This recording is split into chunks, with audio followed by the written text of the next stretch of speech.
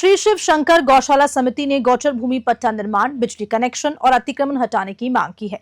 आपको बता दें कि न्यूज 21 ने पानी की समस्या और विकास कार्यों पर विशेष चर्चा की। श्री शिव शंकर गौशाला सेवा समिति के प्रमुख रतन सिंह, भामाशाह रामस्वरूप और साथ साथ कैलाश नाथ, भागीरथ, पप्पूराम और लाल सिंह ने गांव की जनता के साथ बैठक कर गौशाला से जुड़ी समस्याओं पर मंथन किया।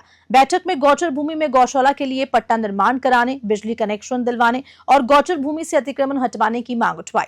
गौशाला में जारी निर्माण कार्यों में भामाशाह का भी महत्वपूर्ण योगदान बताया गया। समिति ने मुख्यमंत्री भजनलाल शर्मा का 15% अनुदान बढ़ने के लिए आभार व्यक्त किया और ये मांग की कि अब 9 महीने के बजाय 12 महीने का अनुदान दिया जाए ताकि गौवंश की सेवा में किसी प्रकार की बाधा न आए। समिति ने सरकार से आग्रह किया है कि गौशालाओं को आत्मनिर्भर बनाने के लिए ठोस योजनाएं लागू की जाएं। न्यूज 21 के वरिष्ठ संवाददाता सुनील खींची और कैमरा पर्सन जसवंत सिंह ने गौशाला टीम के साथ विकास कार्यों पर विशेष चर्चा की। नमस्कार, आप देख रहे हैं न्यूज 21 और मैं आपके साथ सुनील खींची। दोस्तों, लगातार गौशाला से संबंधित जो मुद्दे उठ रहे हैं, मांग भी हो रही है और पहले कांग्रेस सरकार के अंदर काफ़ी मुद्दे मसले या समस्याएं थी जो हल हुई थी गौशालाओं से संबंधित, और अब भाजपा सरकार बनी है, भजनलाल सरकार बनी है, नई सरकार बनी है, तो किस प्रकार गौशालाओं को उचित मानकर वो अपनी जो सेवाएं हैं किस प्रकार प्रदान कर रहे हैं।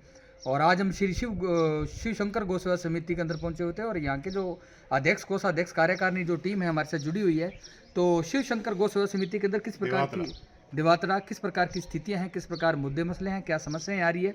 हमारे साथ जो कैलाश नाथ जी हैं वो जुड़े हुए हैं, अध्यक्ष साहब, उनसे बातचीत करते हैं।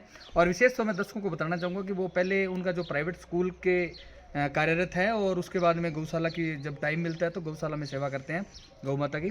आइए जानते हैं किस प्रकार इस गौशाला का स्थापना हुई, किस प्रकार मुद्दे मसले हैं, क्या समस्याएं आ रही है। पहले तो मास्टर जी, गुरु जी, हमारे चैनल के अंदर आपका स्वागत है सर। स्वागत। नमस्कार। नमस्कार सर, हमारी गौशाला की स्थापना शुरू से भामाशाह श्री रतन सिंह जी सिसोदिया ने 2 बीघा जमीन दे के शुरुआत करवाई थी उन्होंने, और जन सहयोग से ये दीवारें वगैरह निर्माण करवाया था। जिस समय हमारे स्वर्गीय श्री हरि सिंह जी राजपुरोहित अध्यक्ष थे, उन्होंने कड़ी मेहनत की और उनकी मेहनत की बदौलत और गांव के सहयोग से ये गौशाला का निर्माण शुरू हुआ। और हरि सिंह जी ने मेहनत करके पहले यहाँ शुरू में गौशाला लगी थे, उस समय बिल्कुल बंजर था, कुछ भी नहीं था। चारों ओर दीवारें निकलवाई, हॉल भी बनवाए और गांव के सहयोग से काम किया। फिर उसके तो गुरुजी, एक बात मैं आपको कहना चाहूँगा कि न्यूज 21 चैनल के माध्यम से अगर कांग्रेस सरकार 9 महीने का सरकारी अनुदान चालू हुआ था, 3 महीने का, उसको बढ़ाकर 6 महीने का कर दिया, उसको 6 महीने का कर दिया। भाजपा सरकार बनी है तो अगर ये वीडियो भजनलाल सरकार तक पहुँचता है तो क्या चाहते हो आप, क्या आग्रह रहेगा आपका?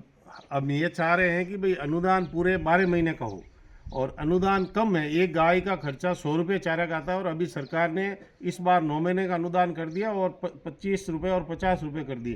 तो मैं चाहता हूँ कि 50 रुपये और 100 रुपये, एक गाय का खर्चा 50 रुपये से चलता नहीं है काम। चारा 50 रुपये का चारा आता है, 5 किलो चारा मुश्किल से आता है, उससे गाय का पेट नहीं भरता। फिर उसको कैटल फीड वगैरह देना पड़ता है, वो भी नहीं होता है। तो इसलिए सरकार से चाहते हैं कि भाई अनुदान बढ़ाया जाए और पूरे 12 महीने का किया जाए।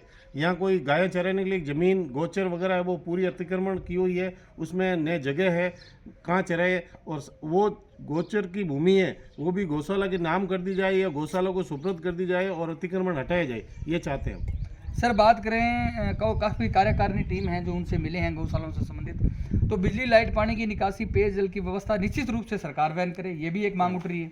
बिल्कुल, जो लाइट की व्यवस्था है, पानी पिलाने की व्यवस्था है, वो भी सरकार करे।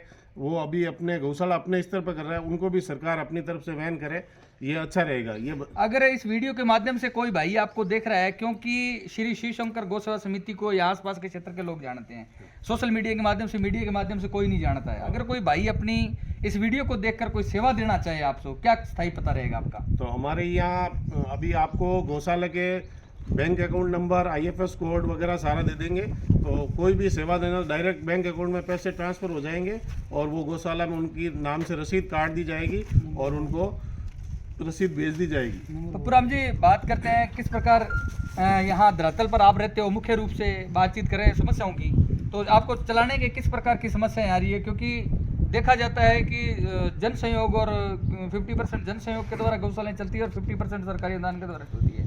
तो आजकल लोगों की थिंकिंग बन चुकी है कि आपको तो सरकार बहुत दे रही है, हम क्यों दें, तो ये भी काफ़ी समस्याएं आ रही है। देखो, अभी सरकार अनुदान दे रही वो बहुत कम है जी और जनसहयोग भी लोग देते हैं, लेकिन गरीबी की स्थिति बहुत हालत यहाँ खराब है। लोगों को रोजगार नहीं है, यहाँ पानी की समस्या है और अनुदान देने के लिए लोग कोशिश करते हैं, लेकिन उसके पास पर्याप्त संसाधन नहीं है, कमाने के लिए कोई जरिया नहीं है। सूखा एरिया है, हमारा राजस्थान बहुत सूखा एरिया है, पानी की बहुत किल्लत है। सरकार टाइम पे पानी दे रही तो अच्छा बात, नहीं तो ये जल स्रोत बहुत यहाँ कम है। पानी की समस्या है, चारा की, और साल में एक बार फसल होती है, वो बरसात के समय। तो बरसात कभी कभार होती नहीं तो अकाल पड़ जाता है, अकाल में बहुत हालत ख़राब होते हैं। तो इसलिए भामाशाह से जनसहयोग लेते हैं, उनका अनुरोध करते हैं कि भाई कुछ गायों की सेवा के लिए दो।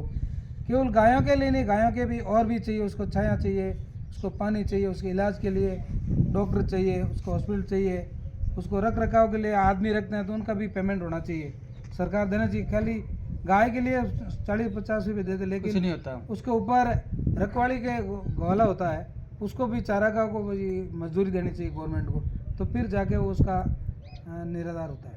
गुरुजी, हाईटेक गौशालाएं आजकल देखो हर डिपार्टमेंट के अंदर आप जाओगे तो हाईटेक सिस्टम मिलेगा आपको, ठीक है। आप भी एक स्कूल चलाते हो तो उसके अंदर भी हाईटेक स्थिति होगी। तो लेकिन एक दुर्भाग्य है इन गौशालाओं का कि इसके अंदर कोई हाईटेक नहीं है, कोई आत्मनिर्भर नहीं है।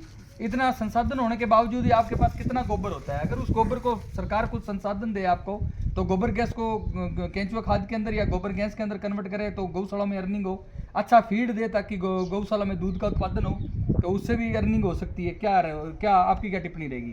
सर, गौशाला से संबंधित जो गोबर की बात है तो सरकार उसके लिए हमें प्रेरित करे और संसाधन प्रदान करावे, ताकि कि गोबर से केंचुआ वाली खाद बना सके हम, और कुछ इनकम उनसे हो सकती है। खरीद केंद्र भी बनाए जाए, और गांव में भी ज़्यादातर गोबर है तो वो ऐसे ही पड़ी रहती है, तो हम अगर यहाँ संसाधन उपलब्ध हो तो हम गांव से भी गोबर खरीद के उनकी केंचुआ खाद बना सकते हैं, उनको बेच सकते हैं, तो गौशाला को अर्निंग हो सकती है। इसके लिए गौशाला में वो संयंत्र लगाने के लिए कुछ अनुदान दे या अलग से कोई व्यवस्था करे, ये सरकार से मांग है। तो हमारे साथ जुड़े थे कैलाशनाथ जी और अध्यक्ष कोषाध्यक्ष पूरी कार्यकारिणी टीम। हमारे अध्यक्ष है श्रीमान रामस्वरूप जी मालानी, वो जोधपुर रहते हैं, वो भी हर अमाउस को हमारे यहाँ गौशाला में अच्छा सहयोग लाते हैं, जन सहयोग लाते हैं, उनका भी अच्छा सहयोग है। हरि सिंह जी का, फिरोज जी का भी बहुत अच्छा सहयोग रहा, उनके मार्गदर्शन पे हम चल रहे हैं।